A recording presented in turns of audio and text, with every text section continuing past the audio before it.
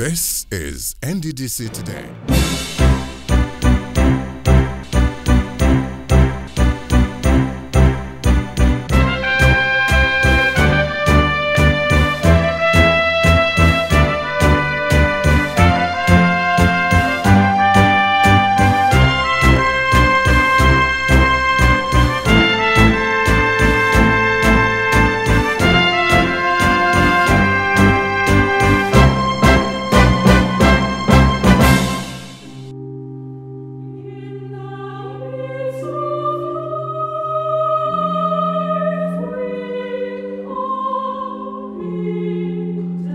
The management of the Niger Delta Development Commission NDDC wishes to announce the death of its acting executive director, finance and administration, Chief Ibanga Basi Etang.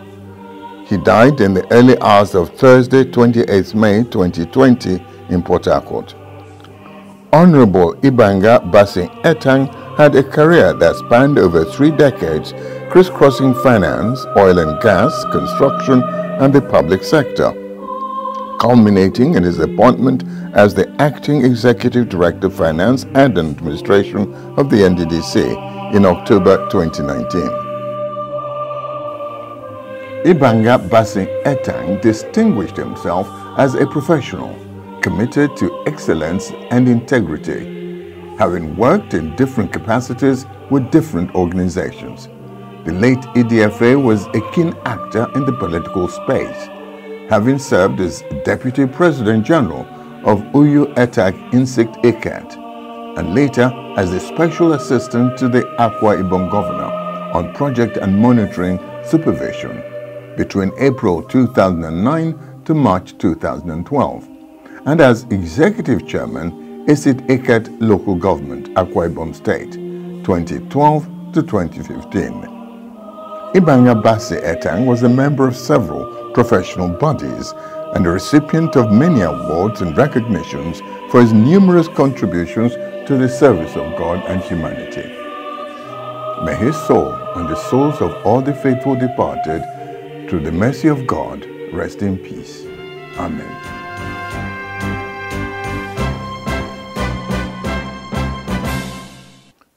May the soul of the former acting EDFA of the NDDC rest in peace. Now, a lot of effort into the NDDC has not always been about controversies and corruption. NDDC had really come to the rescue of Akwa Ibom residents, and you in particular. For about a year or so now that NDDC have walked on this road, it's beautiful.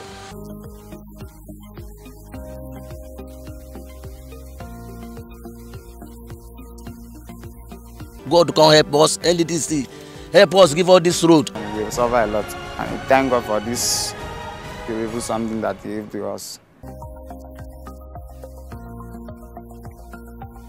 But thank God now we can stand, we can see a good thing that we're seeing at the township. It is here in my village. His hostess, students are really happy here. Thank NDDC.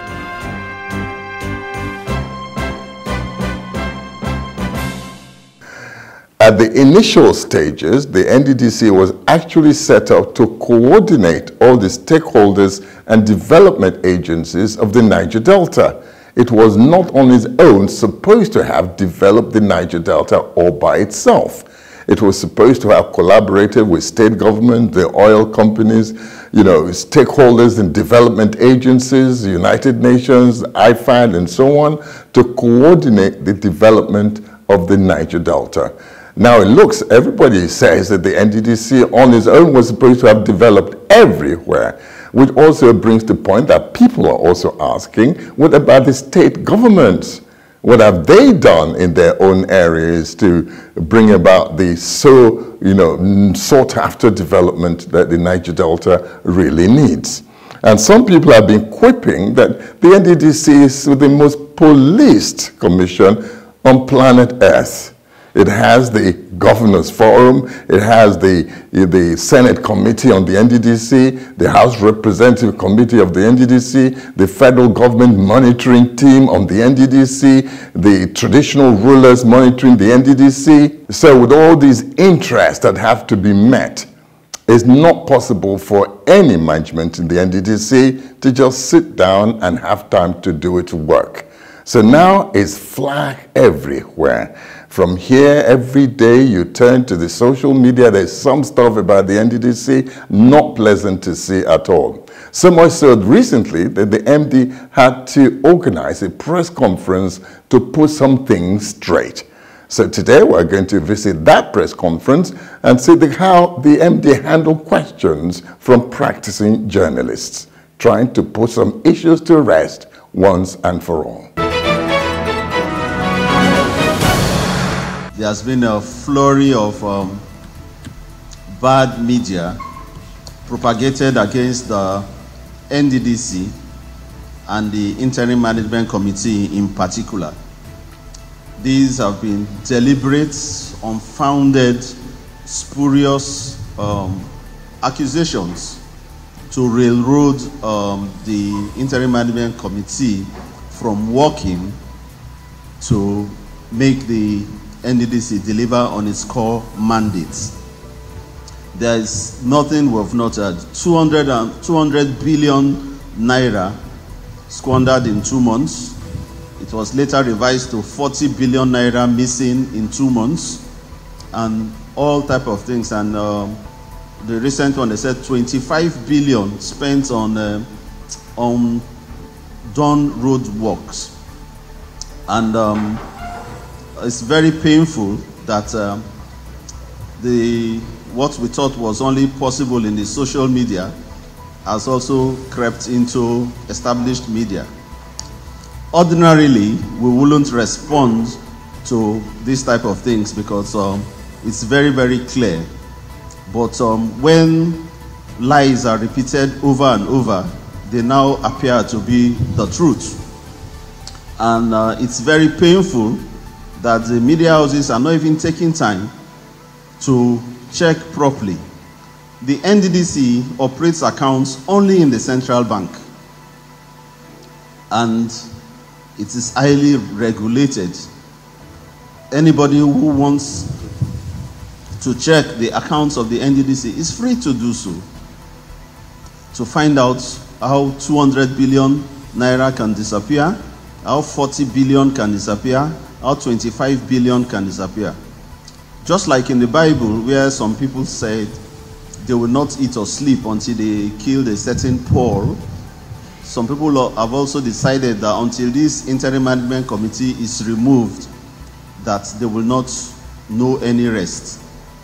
Whether the people of the Niger Delta benefit or not is not their concern.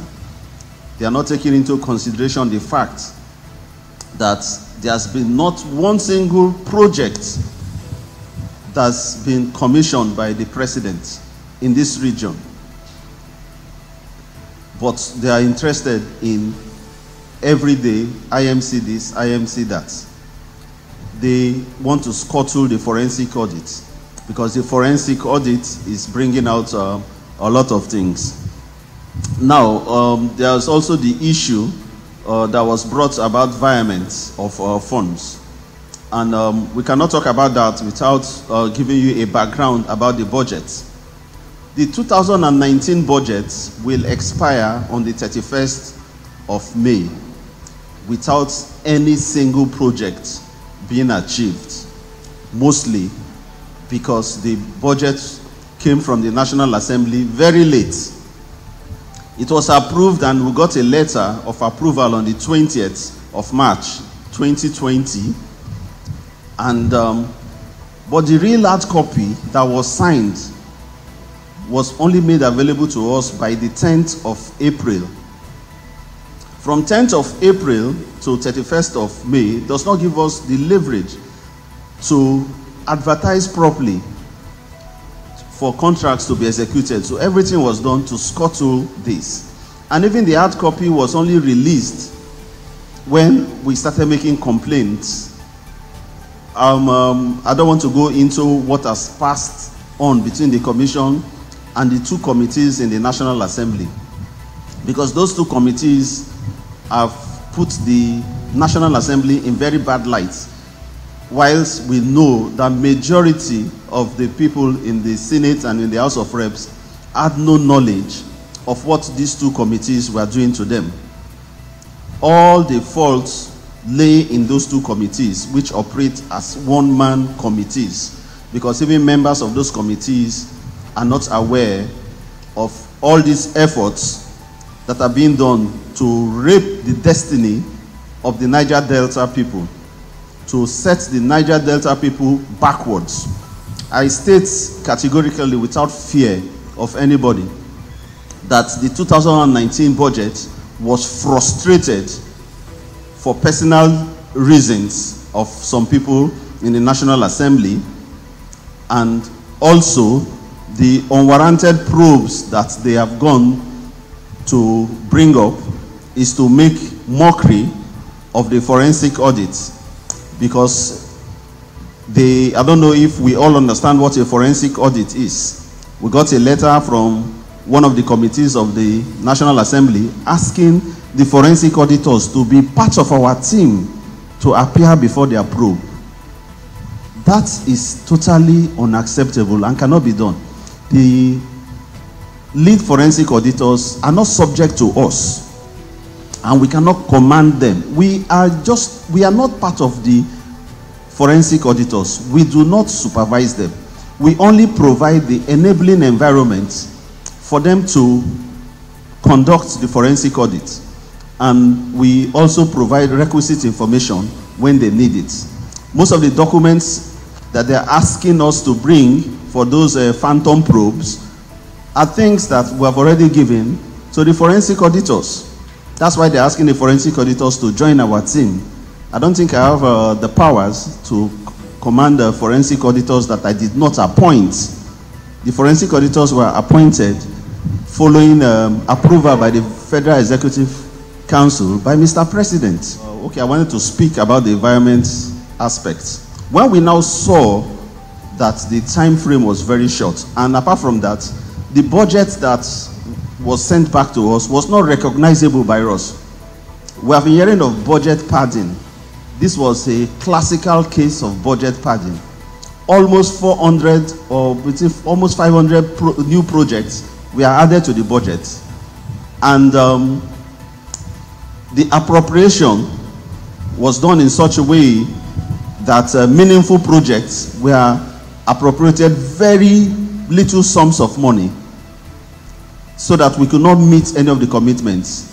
So at one of the meetings between the Executive Director of Projects, Dr. Cairo Ojugbo, and the committees, they now said, okay, for there to be peace, write a letter to us for environment of these funds. So the letter is supposed to be written through the minister to the president, who will pass it to the National Assembly. But meanwhile, they said, okay, because of time, so that we can start working, you can send us an advance copy.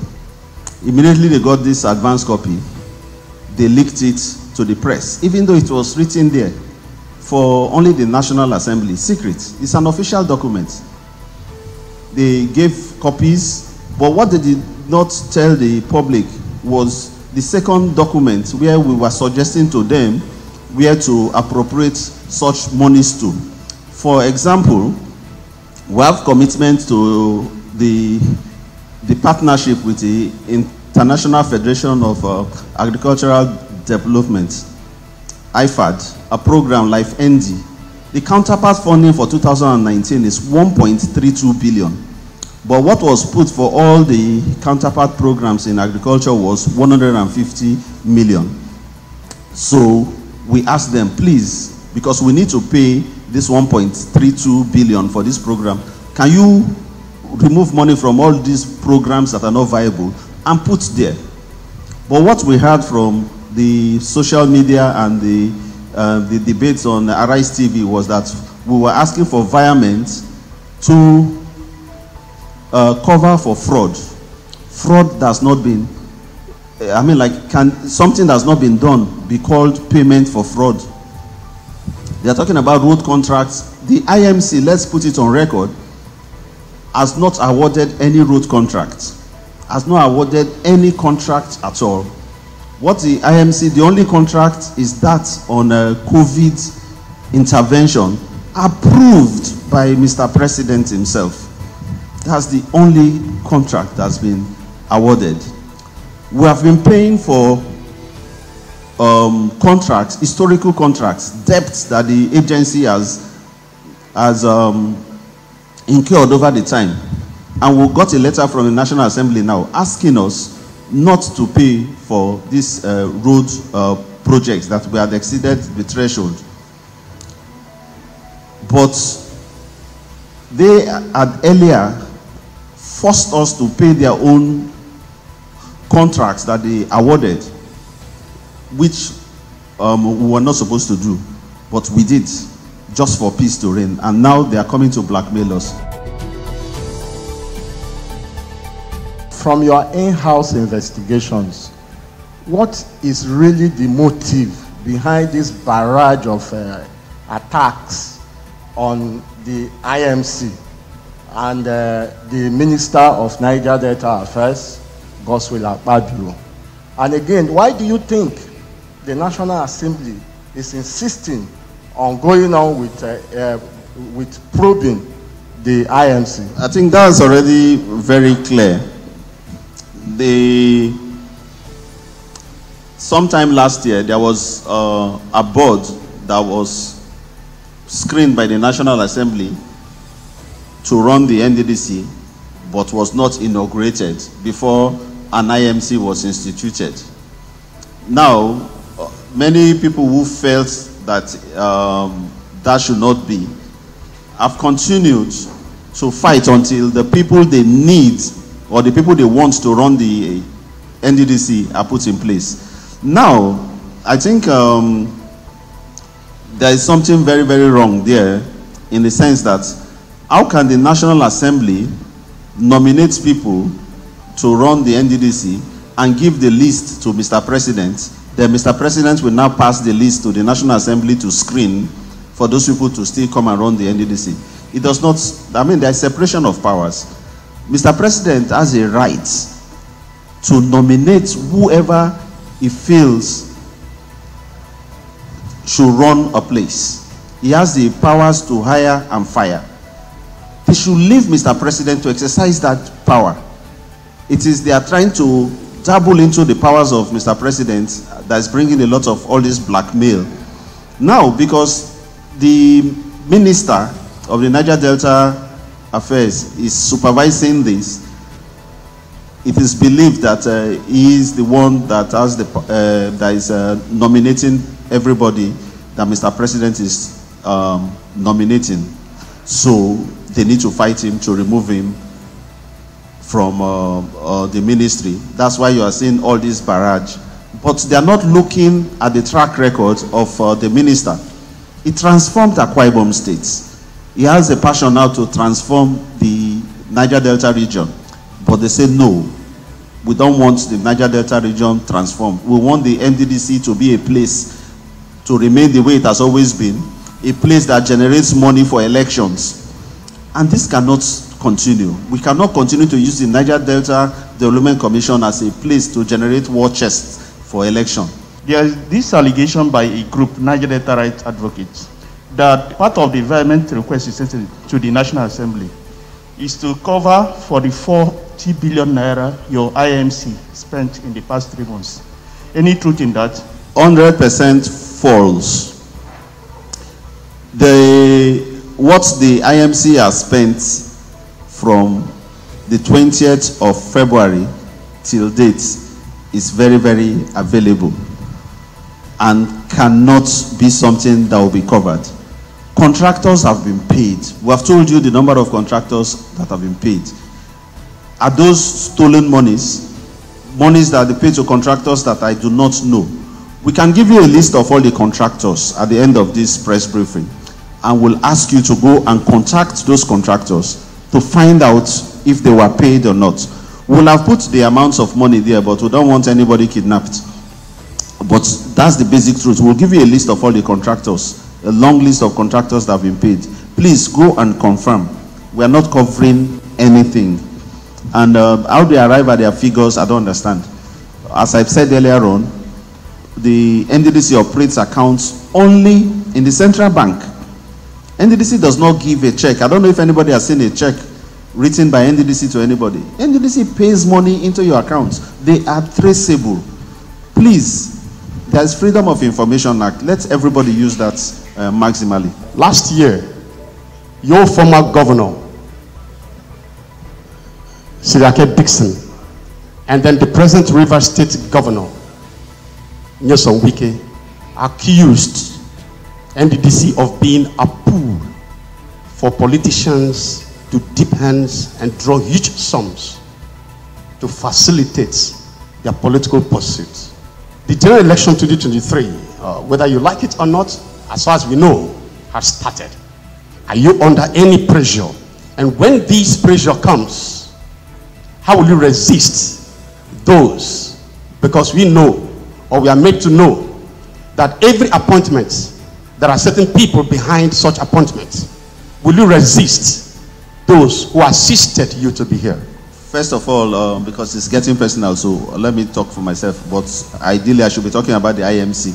I'm not a politician, and the governors, what I've just said is exactly what the governors said earlier, that the problem is to raise a war chest for elections.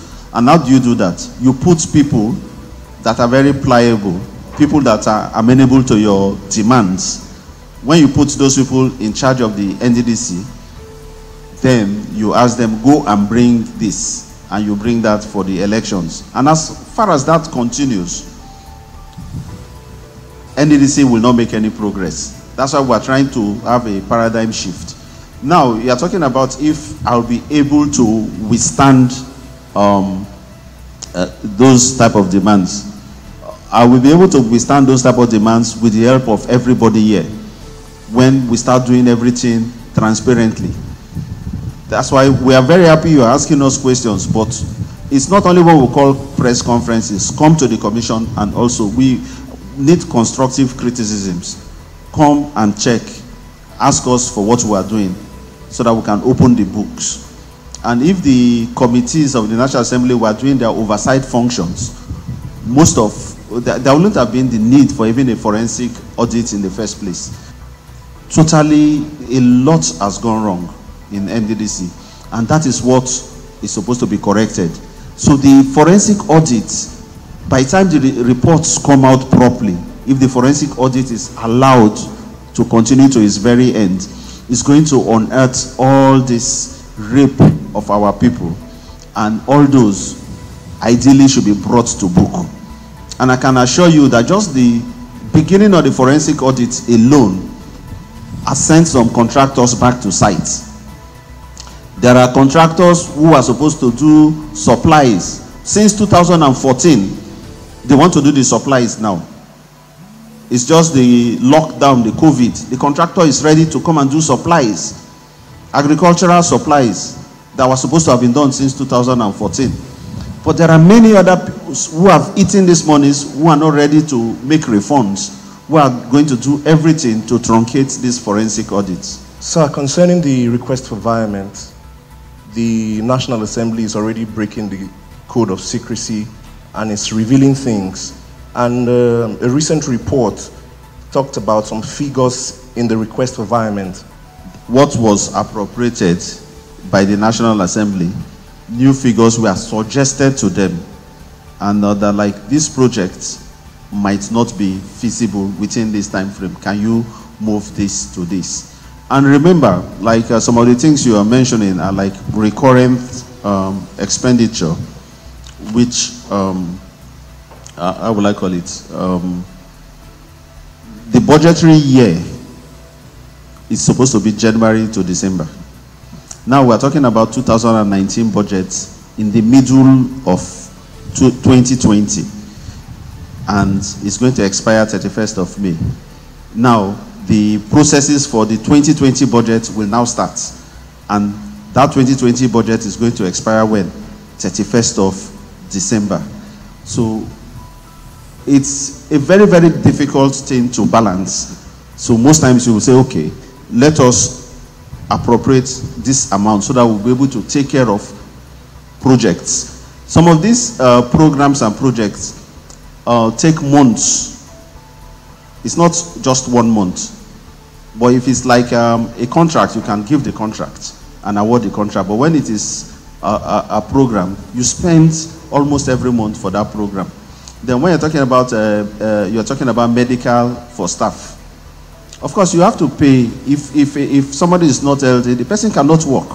So from what you have said here, it does appear that the bulk of the challenges that the IMC is facing now is coming from the National Assembly.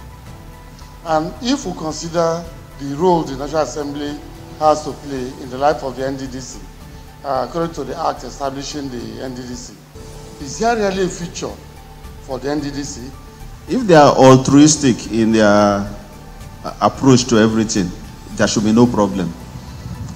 It is for the people of the region. But when they start personalizing things, what this problem is bringing to the fore is the fact that the committees with oversight function have only existed in name as per committee, but they are just functions performed by one person, the chairman of the Senate committee and the chairman of the, the two people, chairman of Senate committee and chairman of the House of Reps committee.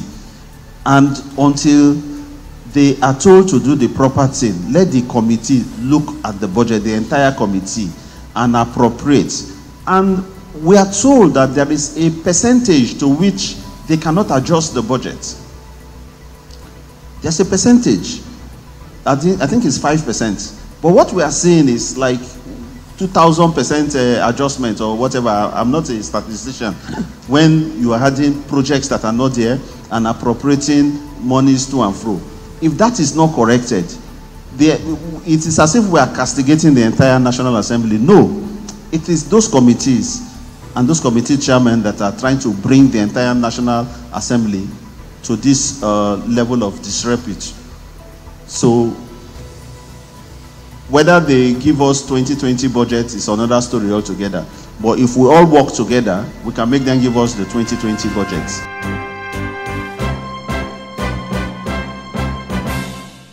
The acting MD, Professor Kemebradikomo Daniel Bonde, answering to some of the allegations that be floating about by the NDDC. Well, we did say before that there's nothing wrong with being interested in a place like the NDDC, but it would be nice to let the Commission not lose its focus, and that is of developing the Niger Delta. And this is where there should be a consensus. How can we all come together to develop the Niger Delta? Yes, some wrongs have to be corrected, but they don't have to take the main focus of the Commission. And people are saying, well, are you going to let this IMC do its work? Or are we going to distract it with all kinds of accusations coming up every day? Well, that's the conscience of the Niger Delta. It's all up to us. Will this stand, or will it dissipate like other attempts so far to develop the Niger Delta? The choice is ours. Thank you for joining us. We'll see you same time next week.